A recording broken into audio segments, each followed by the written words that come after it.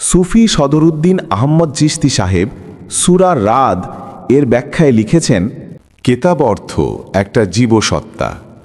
আল কেতাব অর্থ প্রতিষ্ঠিত মানব সত্তা তথা অতি মানব বা মহাপুরুষ। সর্বকালীন মোহাম্মদুর রাসূলের সর্বকালীন আল অর্থাৎ পুত্রগণ, ইহারাই হইলেন অতি মানবের নিদর্শন বা পরিচয়। ইহারা রক্তের নহে, মোহাম্মদের আলোর বংশধর। মোহাম্মদ অর্থ প্রশংসিত। সর্বকালীন মোহাম্মদ কোনো এক ব্যক্তিকেন্দ্রিক নহেন। যে কোনো মানুষ যিনি এই নূরের পরিপূর্ণ অধিকারী হন তিনি মোহাম্মদ, এবং এইরূপ মোহাম্মদগণ হইলেন অতি মানব।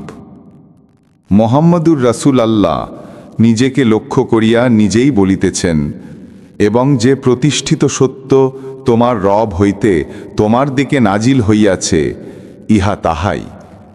কিন্তু অধিকাংশ মানুষ তোমার এই পরিচয়ের সহিত ঈমানের কাজ করে না।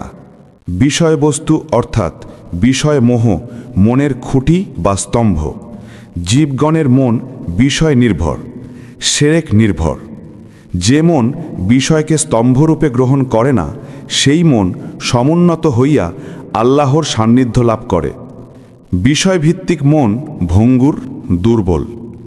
বিষয়ের খুঁটিহীনতা দ্বারা আল্লাহ তাআলা মানুষের মনকে সমুন্নত করিয়া তোলেন। ইহা অবশ্য আমরা দেখিয়া থাকি যে সাধু সন্ন্যাসীগণ বিষয়মোহশূন্য। সুতরাং তাহাদের মধ্যেই আল্লাহর বিকাশ ঘটে এবং তাহারাই আল্লাহর আরশে পরিণত হইয়া থাকেন। আল্লাহর আরশে পরিণত হইবার পর তাহারা চন্দ্র ও সূর্যকে অর্থাৎ কামালিয়াতের উচ্চতম দুইটি পর্যায়কে আপন এখতিয়ারভুক্ত করিয়া তোলেন।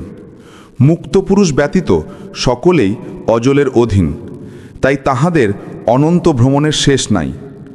মালেকি ইয়ামুদ্দিন অর্থাৎ ধর্মের কালের রাজা। এইরূপ না হওয়া পর্যন্ত জন্ম মৃত্যুর জীবনচক্রে আবদ্ধ হইয়া অনন্ত ভ্রমণের অধীন থাকিতে হয়। ধর্মের কাল তথা অজল উচ্ছেদ করিতে না পারিলে মুক্তি নাই। তিনি কর্মের নিয়ন্ত্রক, কর্মের রাজা, কর্ম তাহার অধীন। তিনি কর্মের তথা ধর্মের অধীন নহেন। তাহার এই সকল গুণের পরিচয় তিনি আমাদিগকে দান করেন, যেন আমরা আমাদের রবের অবিরাম মুলাকাতের সাহায্যে আত্মপ্রত্যয় লাভ করিতে পারি, মুক্তিপথে নিরাশ না হই।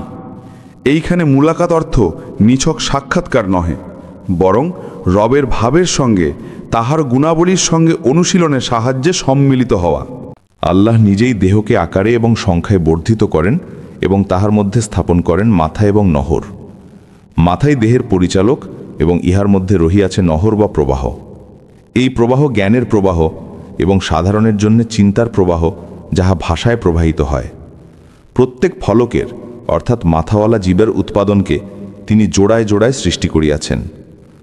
মানুষ সালাত না করিলে ধর্মরাশির অন্ধকারে বাস করে এবং এই অন্ধকার দিনকে অর্থাৎ ধর্মরাশির মধ্যে নিহিত জ্ঞানের আলোকে ঢাকিয়া ফেলে। নিশ্চয় তাফাক্কুরকারী কাওমের জন্যে অর্থাৎ সালাতের পূর্ণতাপ্রাপ্ত কাওমের জন্যে ইহাতে অর্থাৎ সালাত প্রক্রিয়ায় রহিয়াছে সত্যের পরিচয়। সূরা রাদ বাক্য নং 1 থেকে 3 কোরআন দর্শন দ্বিতীয় খণ্ড।